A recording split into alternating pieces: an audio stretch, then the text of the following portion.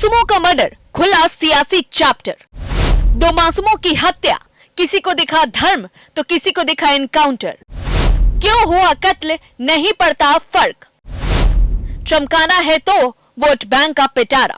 बदायूं में दो मासूमों की हत्या, उस तरह से गला रेत कर कत्ल जिहादी मानसिकता की शक्ल बयां कर रहा है। बुझे चिराग को याद कर मां का बुरा हाल है, पिता लाचार है। दो बच्चों की मौत हो जाने के बाद कोई इसे धर्म की गणित बता रहा है तो कोई इस घटना को लेकर सियासी माहौल बना रहा है। लेकिन इस सवाल का जवाब कोई ये नहीं बता रहा कि आखिरकार दो बच्चे मारे क्यों गए।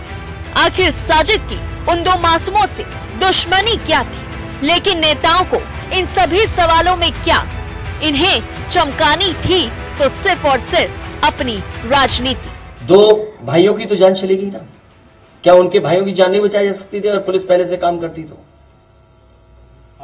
न केवल वो, बल्कि घटना से पहले आप याद कीजिए देवरिया वाली घटना। देवरिया की जब घटना हो गई, विपक्ष ने सवाल उठाया, परिवार के लोगों ने सवाल उठाया कि प्रशासन की नाकामी थी। तो बताओ 30 अधिकारियों को उन्हें सस्पेंड करना पड़ा था। 30 अधिकारी सस्पेंड हुए थे।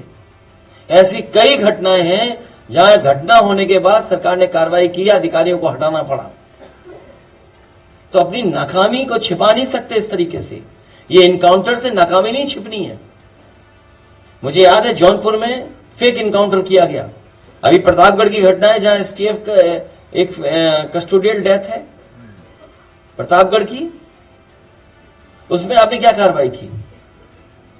या मुझे जौनपुर में याद है पुजारी यादव जिसका फेक घटना हुई थी, उसके बाद एसटीएफ के लोग पहुंचे, जेल गए वो कई लोग। दबाव बना रहे थे कि केस वापस ले ले परिवार। जब गांव वाले निकल करके आ गए तो पुलिस के लोग कहते हैं कि हम बिजली का बिल लेने आए थे। रात में बिजली का बिल लेने कौन जाएगा प्राइवेट ड्रेस में? सोचिए आप आप भी ना समझो, इसलिए ना समझो कि आयोग उनका, आयोग जिसे चार्ज दे रहा वो उनका।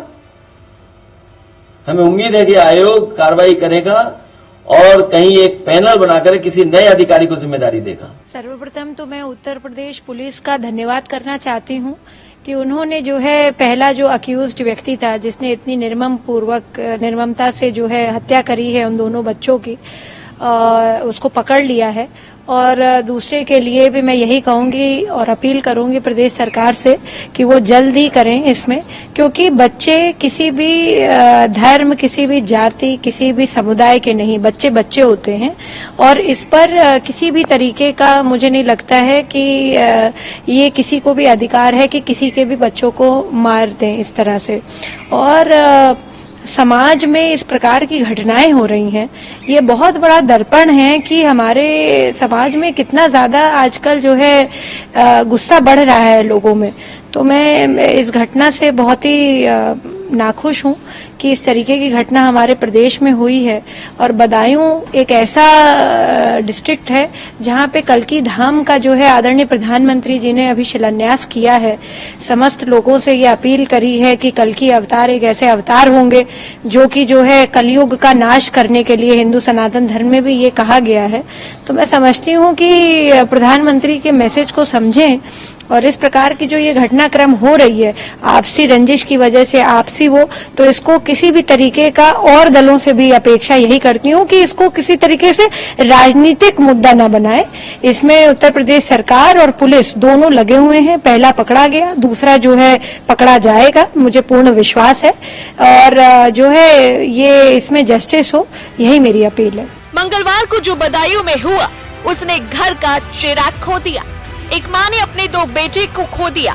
लेकिन आज बदायूं की इस घटना में जो हो रहा है वो सिर्फ और सिर्फ वोट बैंक की राजनीति है, क्योंकि किसी को इस घटना में धर्म दिख रहा है तो वहीं कोई साजिद के एनकाउंटर को लेकर सवाल खड़े कर रहा है। जिहादी घटना को अंजाम देने वाले साजिद को पुलिस मौत की नींद सुला चुकी है, तो तलाश दूसरे आरोपी जावेद की हो रही, जिसका अब तक सुराग भी नहीं मिला है। अब पुलिस ने उस पर 25,000 का इनाम भी घोषित किया। जावेद की मां नाजीरन का कहना है कि घटना को अंजाम साजिद ने दिया था। जावेद उस समय घर पर ही था और वह बेकसूर है। नाजीरन ने बताया कि उसके पास किसी का फोन आया था कि तेरे भाई की लड़ाई हो गई है, लेकिन जब उसे हत्याकांड के बारे में पता लगा तो वह भाग गया। वहीं इस पूरे मामले को लेकर पुलिस एक्शन के बीच सियासत हवा की बहने लगी है और सवाल 2 बच्चों की मौत पर नहीं उठाए जा रहे हैं, बल्कि एनकाउंटर और पुलिस प्रशासन पर उठाए जा रहे हैं। इस पूरी रिपोर्ट को लेकर के आपकी क्या कुछ राय है, हमें कमेंट बॉक्स में जरूर बताएं और ऐसी तमाम बड़ी खबरों से जुड़े रहने के लिए देखते रहिए News 1 इंडिया।